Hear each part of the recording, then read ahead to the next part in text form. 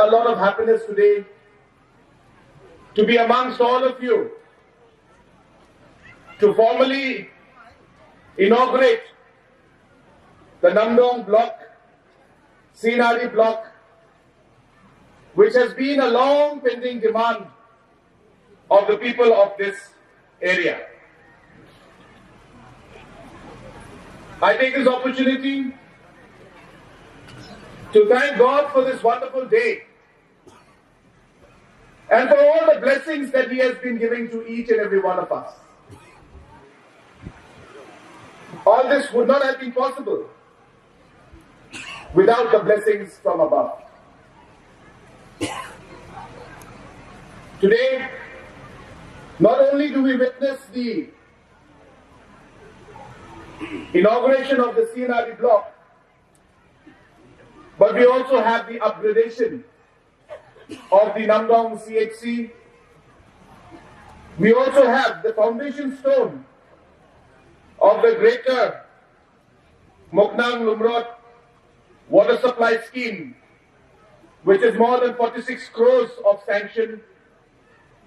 And fourth, the JNKK road, which also has been a long pending demand of the people of this area, for which 40 crores has been sanctioned, the tender has been floated, and we expect that the work order will be given within the next week or 10 days.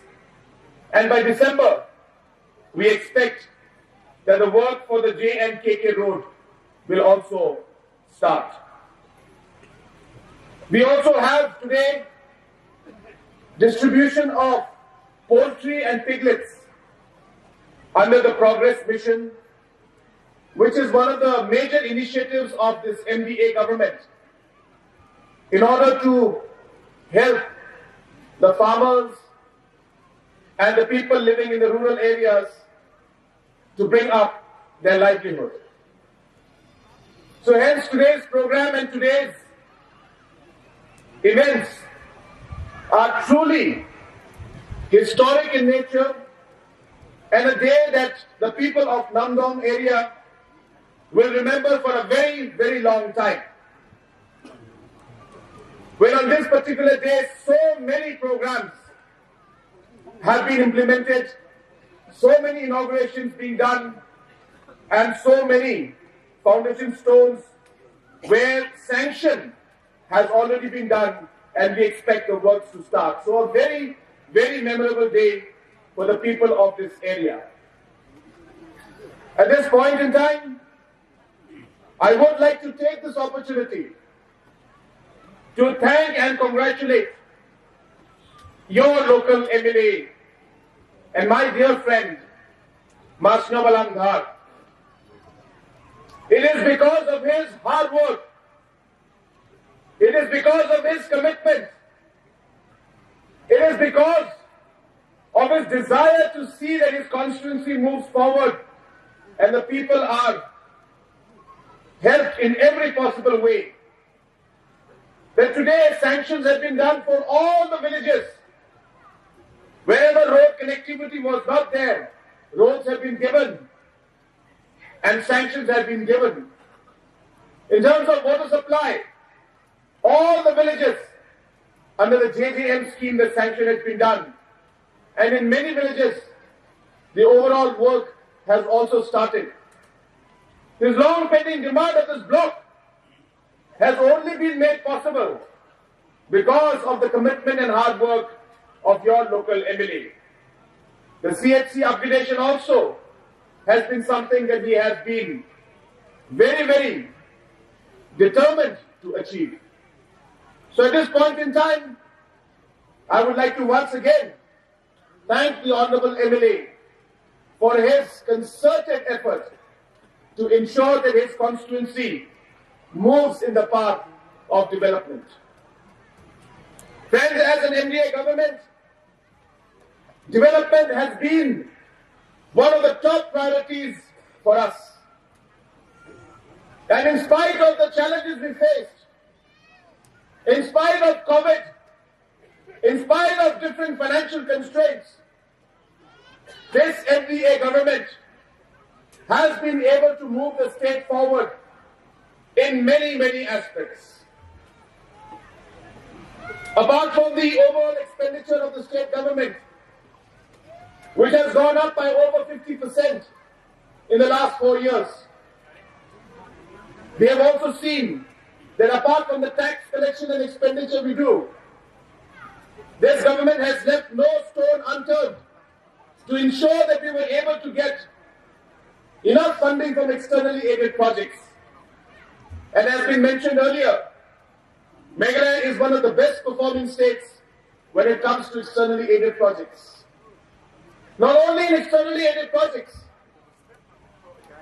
When we took over the government, we had a vision and a desire to see that Meghalaya would become one of the best states in this country. A very, very uphill task. A very big challenge for us. But we decided we will take up the challenge.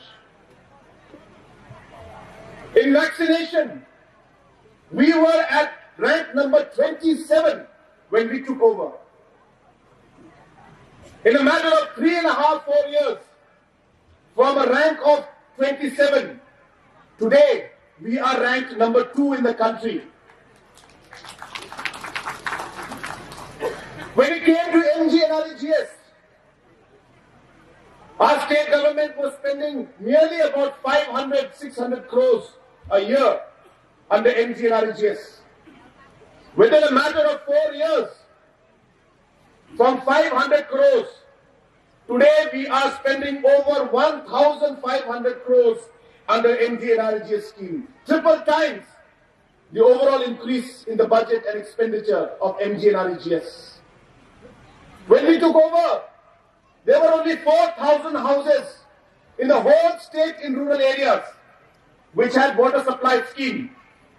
Today, in a matter of 2 years, we have been able to increase those numbers from 4,000 today to 2.5 lakh households. And because of the hard work of the PHE department and its engineers and officials, Meghalaya today is one of the best performing states in the JJM mission.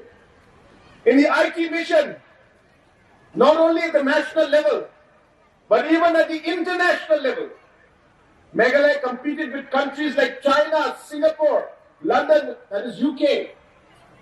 And yet we were able to defeat big nations and win the coveted UN prize of e-governance as one of the best e-governance projects in the world. When it came to entrepreneurship, this government has given key importance to entrepreneurships and to small businesses. And because of the work we did in the last 4 years, Meghalaya was given the award from Government of India as having one of the best startup ecosystems in the entire country. Friends, the reason I'm telling you this is not to give you a list of all the awards that we have been given.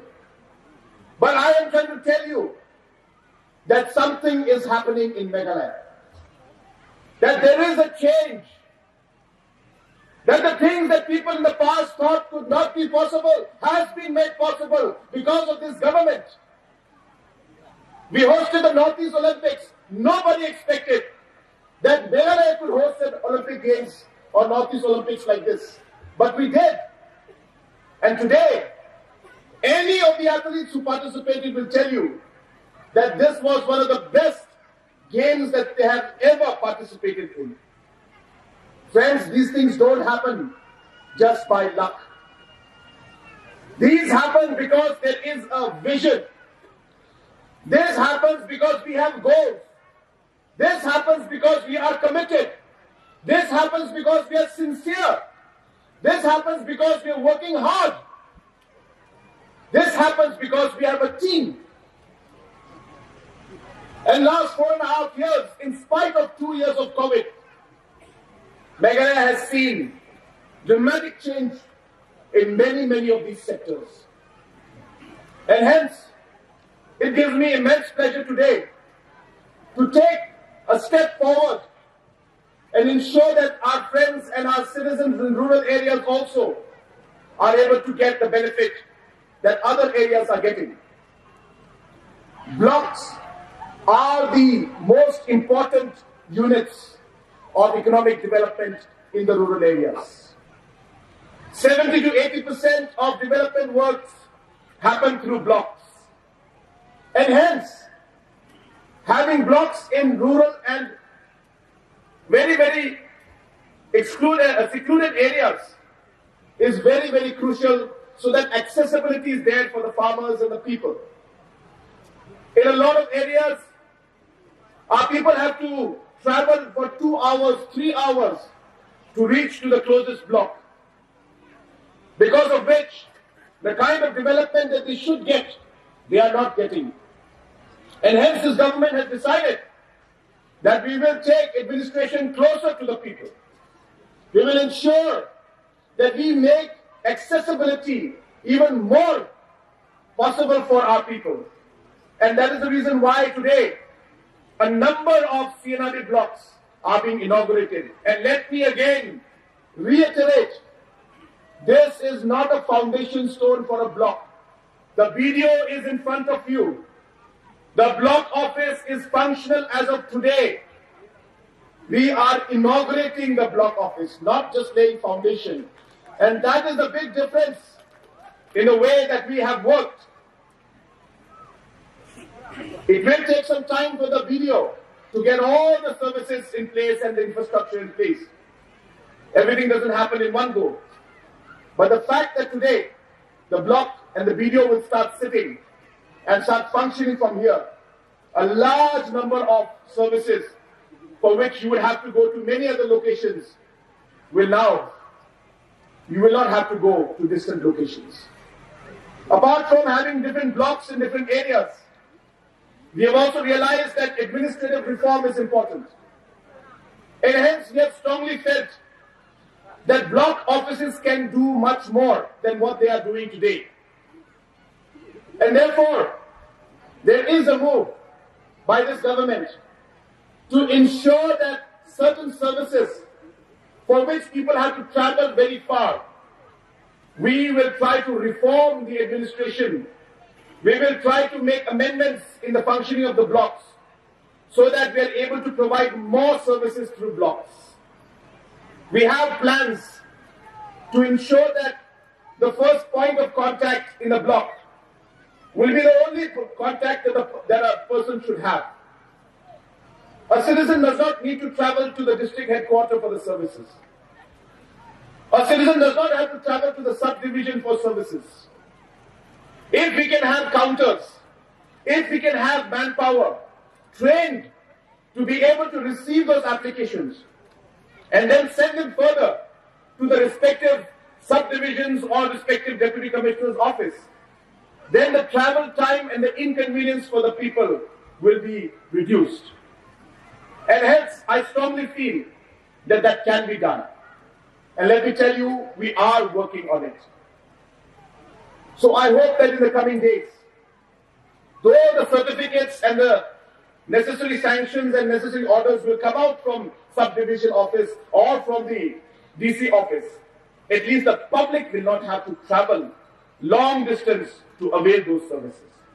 So how can we restructure and reform the administration so that we are able to provide easy service and accessibility to the people? This is one of the main objectives, and I hope that in the coming months and years, we will be able to make those reforms for the benefit of the people. So my friends, I will not take much time. I know that I will not be able to communicate to you in local language, and hence it is a challenge. But I thought that since social media is there, many other parts of the state also are listening, that I would like to share my thoughts with all of you on what the government has done and how we plan to move forward. And hence, with all this work that we have done, we are moving ahead. And I do expect that in the coming days, with your blessing and the blessing from above, that this government will be able to continue and to be able to deliver and continue to deliver all the different development aspects that are there and that you need and you deserve to get. And therefore, friends, we will come back again as the election approaches, we will discuss, we will campaign during that time. But as a government and as a Chief Minister, it does give me a great sense of satisfaction to see the different works that have happened in this constituency. And I know that there is much more to be done. Let me assure you, the work has started. The work will continue. And together, you and I, your local MLA and all of us, will ensure that we transform not just this area, but Natyam constituency as a whole and our state as a whole. With these few words, once again, I congratulate our local MLA and I wish each and every one of you the very best. I urge the officers who will be working here, whether it's the BDO or the doctors, all the officers who are working or who are going to work here, that please work with a sense of purpose in whatever you do. We are all here to serve the people of our state. As Chief Minister, I'm serving the people.